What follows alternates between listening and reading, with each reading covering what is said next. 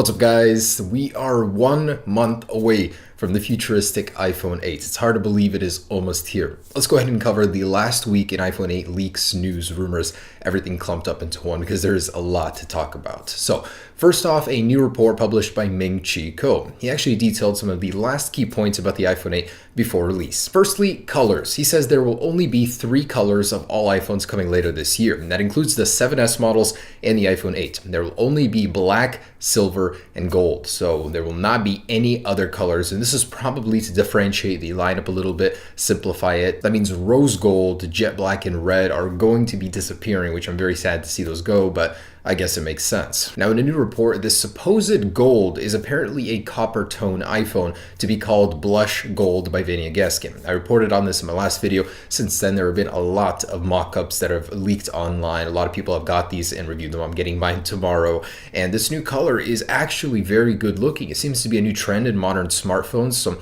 more of a copperish color, blush gold. It might not be that name. He says it's improperly translated, possibly, but that's the best explanation of that color. And good news for the launch. So Ming-Chi Kuo was saying that mass production is happening a month earlier than previously anticipated because of several developments. That means that the actual release of the iPhone 8 will be happening sooner and will not be delayed until November like previously thought. So they will be launching the iPhone 8 alongside the 7S in September, but there will only be 2 to 4 million units at launch. So before the end of the year, good luck getting one. If you are going to get one, it's very likely either you're extremely lucky or paying much more than retail. And about these dummy units, everyone seems to have one. They are leaking like wildfire. Everyone's grabbing one, and they're showing up in 3 basic colors, of course, with glass backs on all models, confirming or adding more evidence to the pile that the iPhone 7S and 7S Plus will be getting wireless charging as well. Now, what will the next iPhone lineup be called? There's a lot of confusion, even between the actual developer who found a lot of the HomePod code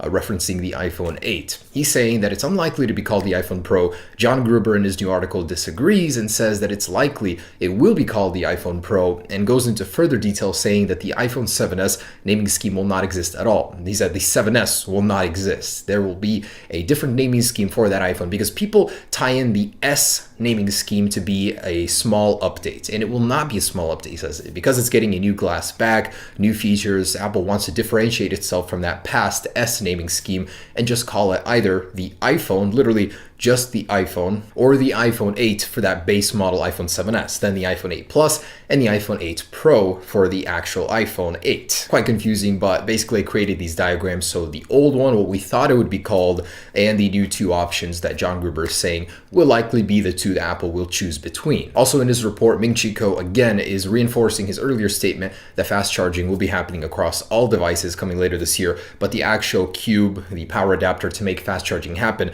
will not be sold in the box. You'll have to buy that separately. And here's an actual case render that leaked, high quality, showing the iPhone 8 and that sensor bar in very, very close-up detail. I love it. I love the UIG cases in general. They're one of my favorite brands personally, but for them to release this gives further and further credibility to this design because this is a pretty reputable case company. Just a little tidbit. So remember the actual glyph, the icon of the iPhone leaked in the Apple HomePod firmware? Well, this is the actual animation that it belongs to. Quite interesting that this was shared by that developer, and this is some sort of Face ID unlock animation, possibly gesturing for you to go ahead and lift that phone up and unlock it with your face. Kind of cool. Just thought I'd share that one with you. And there is mounting evidence stacking up that Face ID will support Apple ID payments. So Further Code actually found some error messages where Face ID payment was not authenticated, and this was shared by the developer, just adding more and more evidence that Face ID will eventually replace Touch ID, or is going to with the iPhone 8 as a payment system. And some more code found within the HomePod firmware suggests that Face ID will work while it's lying down on a table. So your iPhone can be laying flat, you can be sitting in front of it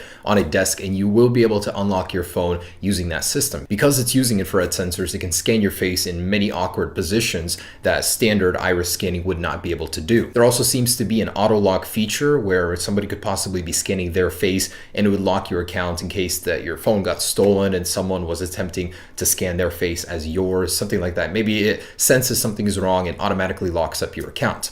There's also reference to the fact that several people could use this feature on your phone, maybe some sort of sharing system in there. And the actual way Mark Gurman thinks Apple will pitch the idea of Face ID to consumers, how it will replace Touch ID, is that it'll be faster, more accurate, and more secure. So in the keynote, they're going to cover those three major topics. And in the code, more references to more features coming to the iPhone 8 camera. So both the front and rear camera sensors will be able to do 1080p 240 frames per second slow motion, which is already another upgrade to the camera. Last week we heard about 4K 60 frames per second, and that was very impressive. That blew my mind. So Apple really is going to be ramping up those camera features. There's also references in there to rear Pearl ID, so some sort of authentication with the rear camera. There's also modern HDR and multi-biometrics, whatever that means. And there are some more leaks that are confusing the design of the iPhone 8. Apparently from a Foxconn insider showing a actual tray of iPhone 8 models with the fingerprint sensor on back, slightly different design,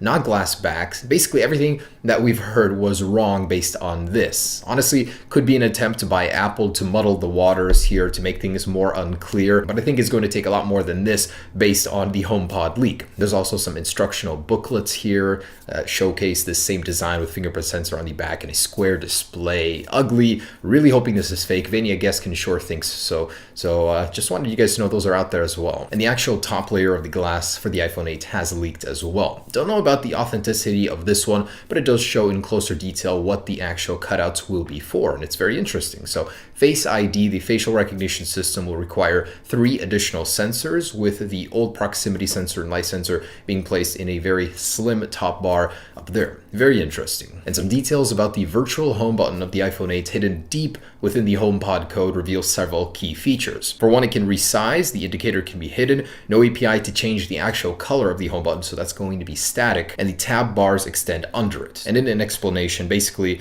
the tab bars extending underneath it is simply the background of the bottom bar can stretch downwards as needed. And the same developer, Steve TS, has actually leaked the usable screen space of the iPhone 8, recreated the perfect edges and curves of the actual screen based on the HomePod details, and this is what we've gotten in a quick mock-up by a different user. So it shows us the basic shape. Now with this, a lot of developers have taken the liberty of creating apps, implementing how the iPhone 8 will actually work, and it's very interesting to see their work. Here's an actual live demo from one user that would explain how the curved display would work, how launching it with the virtual home button would work, and it looks very, very interesting, very good, very fluid. I love how everything ties in with the curved corners. It flows very, very well. I think it's a beautiful concept, and many developers have actually shown how full screen apps that we currently use would look like on the iPhone 8 based on the leaked screen estate itself, and it looks pretty good. The home button itself is very tiny, but it wouldn't need to be big. That's the thing. The actual screen size